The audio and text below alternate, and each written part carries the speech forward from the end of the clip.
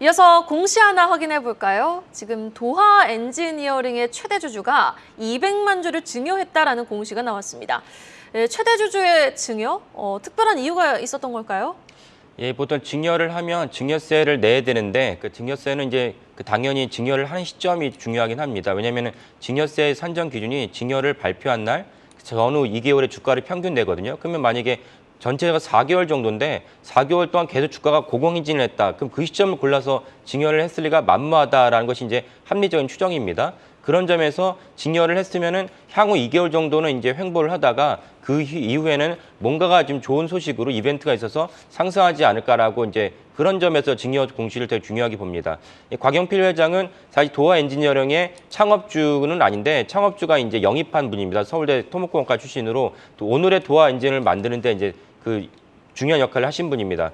도하 엔지니어링은 이제 좀 이렇게 낯선 분들 계실 텐데 우리나라 엔지니어 업계에서는 이제 1위 기업이라고 보시면 되고요. 우리나라 엔지니어에서 우리나라 국내 최초로 이란에 1978년에 진출했습니다. 이란에 78년 진출했다면 아주 초기에 진출한 것이고 당연히 이제 작년 하반기에 아주 핫 이슈였던 네옴시티에 대해서도 도하 엔지니어링이 언제나 수혜주로 이제 거론된 이유도 그 때문입니다. 삼성물산과 현대건설과 같이 도하 엔지니어링이 이제 네옴시티에다가 특정 프로젝트에서 턴키로 이제 우리가 한번 같이 들어가자라고 이제 시도했다는 보도가 나왔습니다. 사실 그 정도로 도하 엔지니어링이 중요한 기업인데 도하 엔지니어링이 이 외에도 이제 다른 뭐 물 분야라든지 또 그 언론에 주목받았던 건 작년에 이제 그 페루의 공항 갖다 건설했는데 공항 건설했는데 페루는 뭐 아시겠지만 고도 뭐 해발 2,000m가 넘기 때문에 여기서 건설한다는 건 쉽지 않습니다. 근데 이런 것을 도하 엔지니어링이 수주했다는 것이 알려지면서 한동안 주목받기도 했습니다. 이런 것들을 종합해 봤을 때 결국은 곽영필 회장 입장에서는 2개월 동안 이후에는 모르겠지만 2개월 동안은 모르겠지만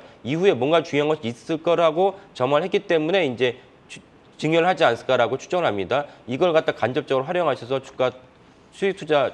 주가에 투자를 해서 수익을 거두시면 어떨까 싶습니다. 자동차 관련해서 기아가 또 공시를 내놨습니다. 중장기적인 주주 환원 정책을 내놓은 현대차그룹. 기아는 자사주를 소각한다라는 내용의 공시를 내놨어요.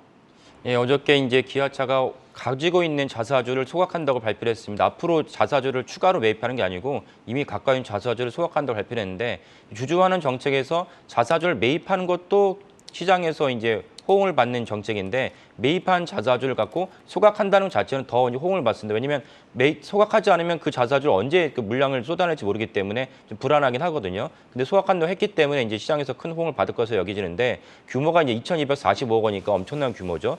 그리고 무엇보다 자사주가 이제 앞에 두 분이 계속 말씀하셨지만 기아도 역시 이제 엄청난 호실적을 오늘 이제 내놓지 않을까 싶습니다. 전체적으로 봤을 때는 매출이나 영업이익이 전년 동기 대비 26% 내지 44% 뛰어오를 것을 보는데 이렇게 된 거는 결국 기아도 역시 꾸준한 품질 개선과 무엇보다 이제 그 전기차 전용 플랫폼을 갖고 있기 때문입니다. 전기차 전용 플랫폼이라는 거는 기존의 내연기관에서 사실은 내연기관의 휘발유나 이런 엔진 계통을 싹 빼고 여기에 배터리로 하는 것은 미봉책입니다. 그러니까 그런 거 없이 처음부터 그 플랫폼을 다시 설계하는 게 그 전기차 전용 플랫폼인데 아시겠지만 전기차 전용 플랫폼을 갖고 있는 세계 완성차가 몇 개 없습니다. 이런 점에서 현대기아가 중요한 결정을 내렸고 당시에는 너무 많은 이제 비용이 들어가니까 임원들이 반대한 경우도 있었다고 들었습니다. 근데 결국 이제 이것이 효과적으로 이제 이 선제 경영한 것이 빛을 발휘하고 있다고 볼 수가 있고요. 심지어 삼성증권에서는 현대차 그룹이 26년에 세계 1위가 될 것이다라고 전망을 내놓기도 했습니다.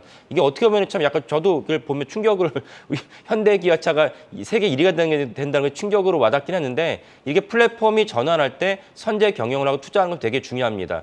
기억나시는 분도 계시겠지만은 92년도인가 94년도에 이건희 회장이 당시 삼성전자가 소니를 잡겠다고 했을 때 제가 대학생이었는데 와닿지가 않았습니다. 우리가 어떻게 소니를 잡느냐. 근데 아날로그 디지털 넘어가면서 삼성이 소니를 잡았습니다. 이 전기차가 넘어간 시대에 선제 경영을 한 것이 26년에 세계 1위가 된다면 우리나라 국가 경제나 세계 경제에 분기점이 될 것으로 봅니다.